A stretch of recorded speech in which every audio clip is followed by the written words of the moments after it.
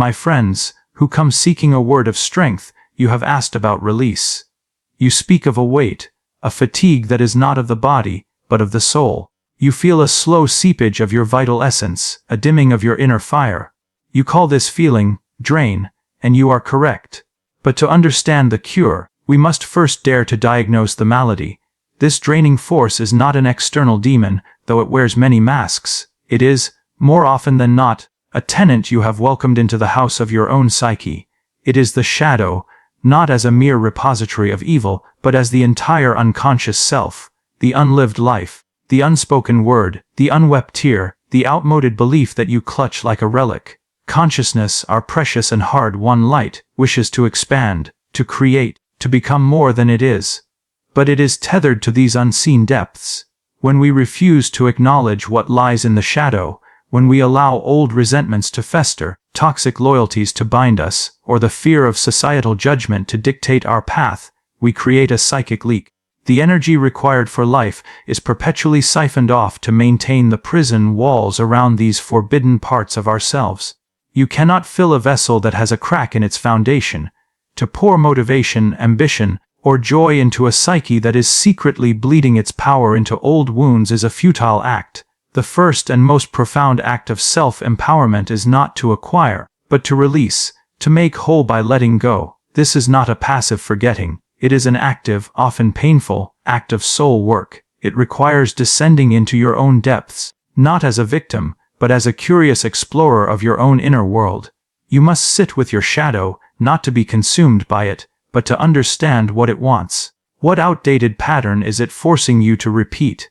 What voice did you silence within yourself to maintain a fragile peace with the world? To release what drains you is to reclaim your own stolen vitality. It is to say to that complex, I see you. You are a part of me, but you are not the master of the house. Your service is ended. In that moment of conscious recognition, the spell is broken.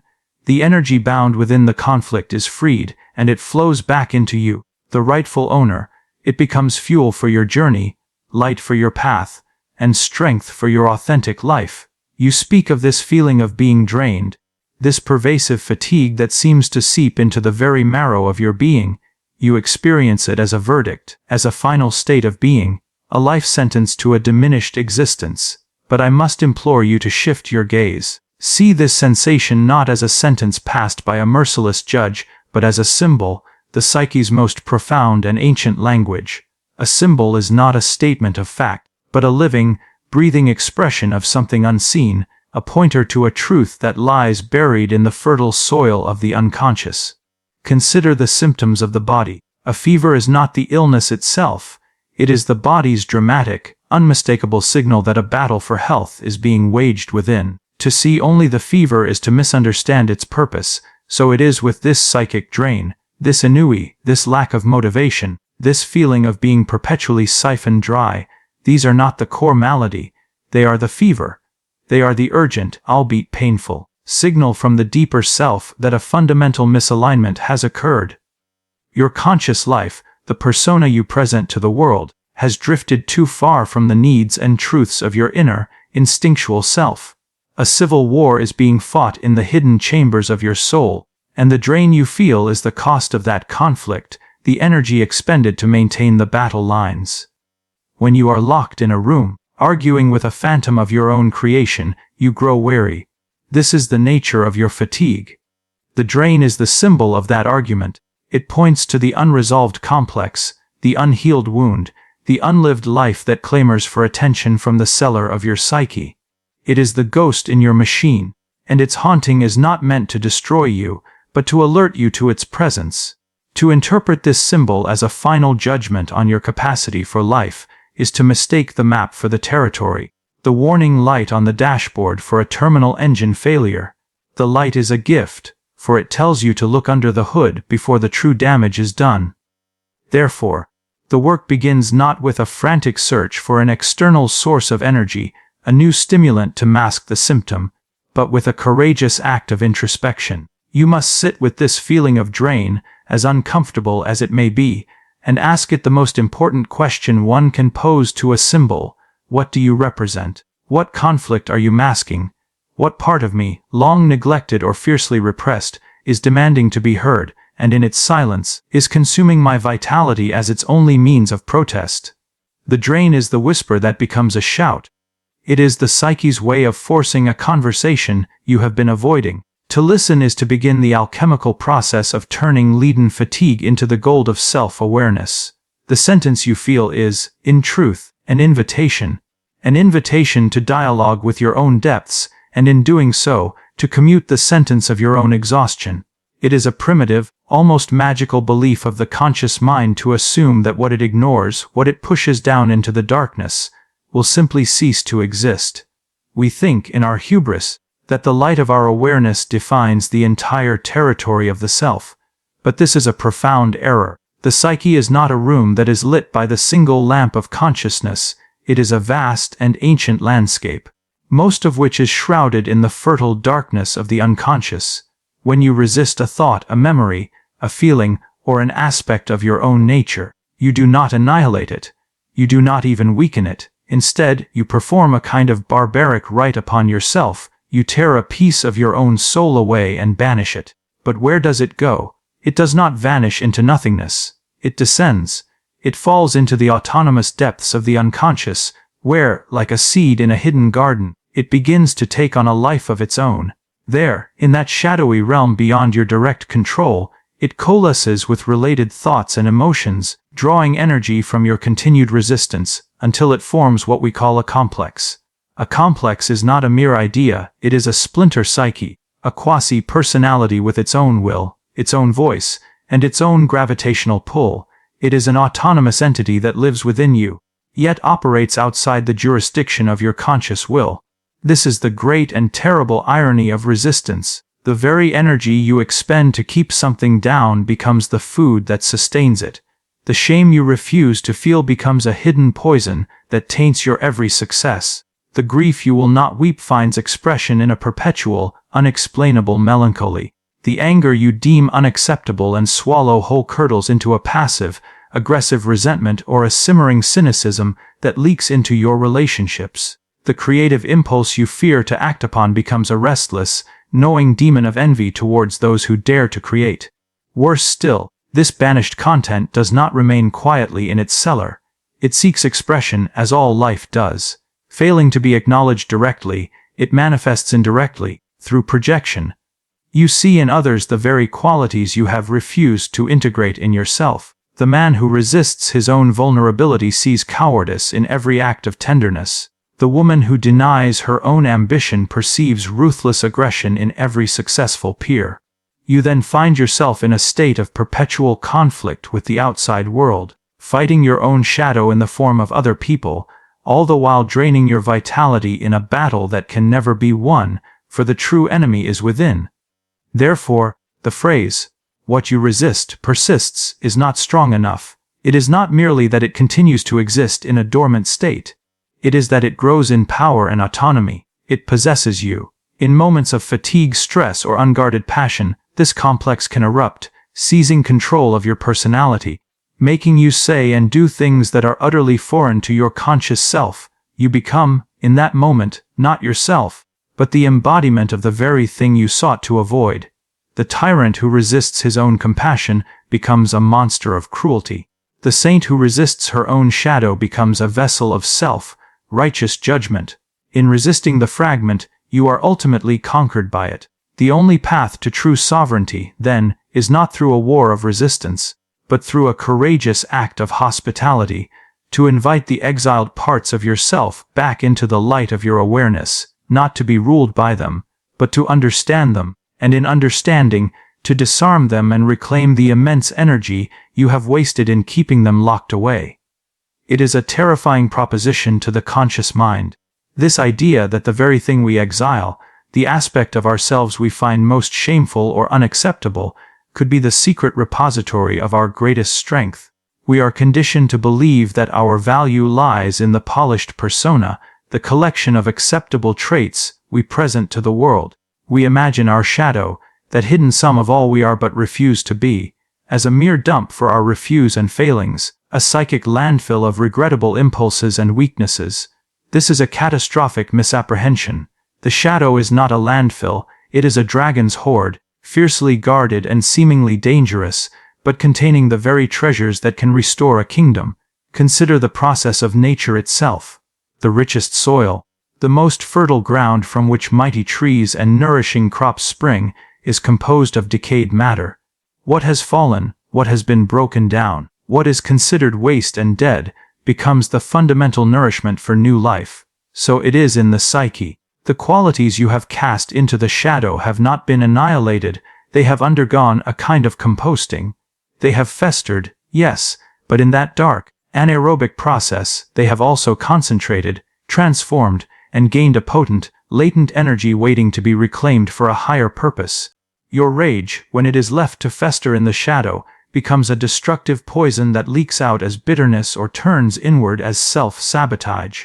But that rage, brought into the light of consciousness and subjected to the forge of your will, is not merely neutralized. It is transmuted. It becomes the unshakable power to set boundaries, the righteous fire to defend what you love, the relentless drive to overcome injustice. Your grief, when walled off and denied, becomes a perpetual, dampening fog of melancholy. But that same grief, when allowed to flow freely and be fully felt, reveals itself as the deepest wellspring of your compassion, your capacity to sit with the suffering of others, and the profound understanding of what truly matters. Your wild, chaotic, and impulsive instincts, when repressed out of fear of being uncivilized, become the source of reckless, unconscious eruptions.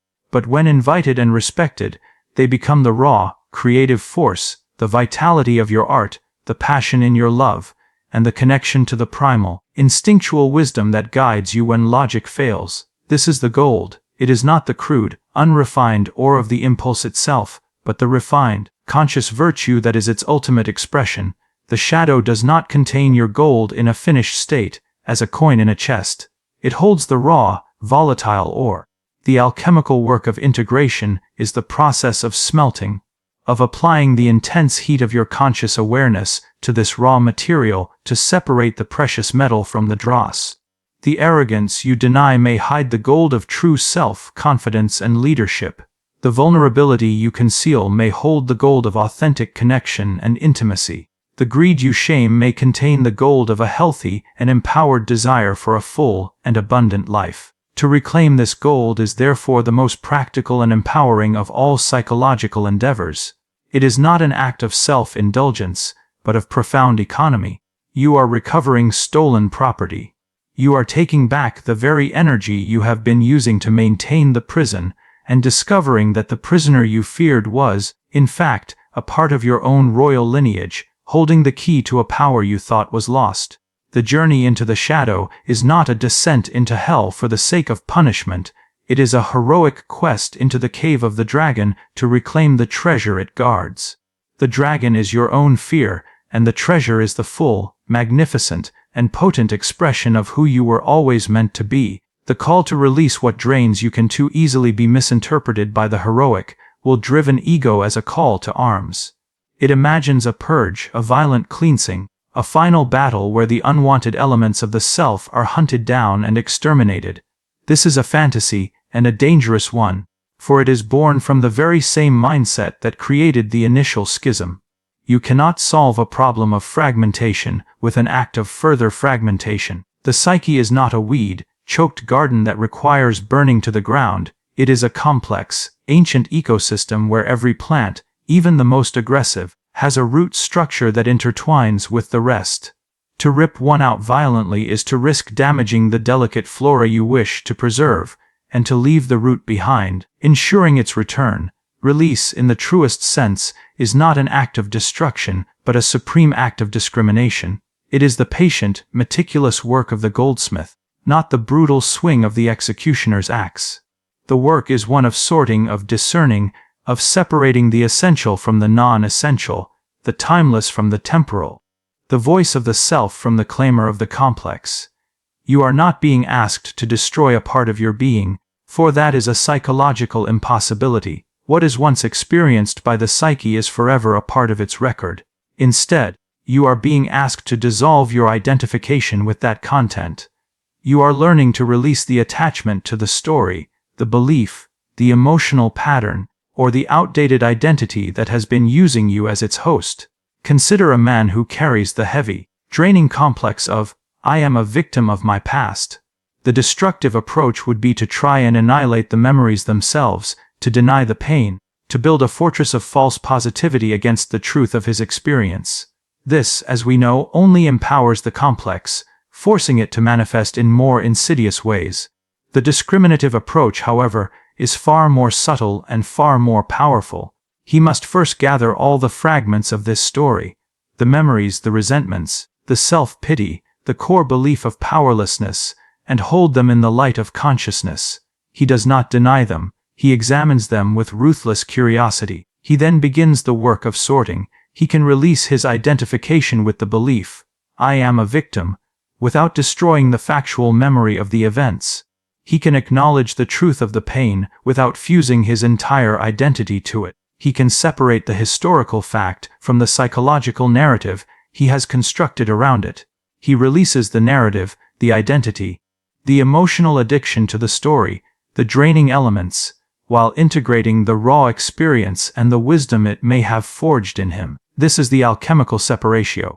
It is the essential step in the great work where the elements are distinguished from one another, so that they may later be reunited in a new, more conscious synthesis. You are not throwing away the lead, you are recognizing that the lead is not gold, and in that precise recognition, you cease to demand that it be. You release the expectation that your trauma must define you. You release the loyalty to the family curse that has drained your lineage for generations. You release the grip on the idealized self-image that forces you to expend energy on a pretense. The complex, robbed of your identification, of your belief in it, loses its power. It may remain as a memory, a potential, a footnote in your history, but it is no longer the author of your present. It is disidentified, and in that act, its draining power is broken. The energy that was bound up in maintaining the conflict is liberated, and you are left, not maimed by an act of self-destruction, but made more whole by an act of profound and discerning liberation. When you have successfully undertaken the labor of release, when you have deciphered the symbol of your drain, made the shadow your ally, and discriminated between the essential and the obsolete, you are not merely returned to a state of neutral comfort. You are not like a patient discharged from a hospital, simply relieved of a malady. No, the outcome is far more dynamic and profound. You stand instead as an alchemist who has successfully distilled a potent elixir from base matter. The energy that was once trapped, like a river dammed by the debris of old conflicts and repressed truths, now begins to flow. And this liberated energy, this libido in its purest form, does not dissipate into the ether of general well-being. It has a destination, a telos. It becomes the very fuel for the most sacred of the psyche's endeavors, the process of individuation. Before this liberation, your life energy was largely consumed in a hidden civil war. It was spent on maintaining the walls between the conscious and the unconscious, on powering the complex that whispered its toxic litany, on sustaining the persona that masked your true face. It was energy used to stand still, to resist the natural current of your own becoming. With this internal conflict resolved, that same energy is now freed from its custodial duties. It is no longer a guard for your own prison. It becomes the explorer of your own vast, uncharted interior. This is the crucial transformation. The energy transforms from a force of conservation into a force of creation. This fuel now feeds the growth of the personality in its true, unique form. It provides the courage required to make the choices that are authentic to you, rather than the ones demanded by the collective. It gives substance to the fleeting intuitions and creative impulses that once seemed like impossible fantasies, where before you may have had a thought, "I should paint," or "I must change the direction of my life," but lacked the vital impetus to act. You now find a wellspring of power to see it through. This is not merely willpower, it is a natural, unstoppable unfolding, like a plant turning toward the sun, powered by a vitality that is no longer being diverted. The process of individuation is the psyche's innate drive to become whole, to become a singular, indivisible unit, not perfect but complete. It is the journey toward the self, the central archetype of wholeness that is your unique destiny. But this journey is not walked passively. It requires immense resources. It demands the strength to confront the unknown, the resilience to endure the dark nights of the soul, and the creative fire to give form to what has never before existed. The freed energy from your released burdens provides precisely these resources. The power that was once locked in your repressed anger now becomes the steadfastness to uphold your values. The vitality that was consumed by an old grief now becomes the depth of your connection to life itself. The mental effort that was wasted on obsessive worry now becomes the capacity for sustained focus and contemplation. Therefore, this act of release is the fundamental economics of the soul. You are recalling a lost investment, a capital of life, force that has been tied up in a failing enterprise, and with this capital returned to you, you are now able to invest in your own future, in your own unique and sovereign destiny. The goal is not a life without conflict or challenge, but a life that is truly your own, a life where every ounce of your being is available to you, to be spent on the great and solemn task of becoming precisely who you were meant to be. The freed energy is the wind in the sails of the ship of self, no longer lost in the doldrums of internal conflict, but carried forward on the vast, mysterious ocean of its own becoming.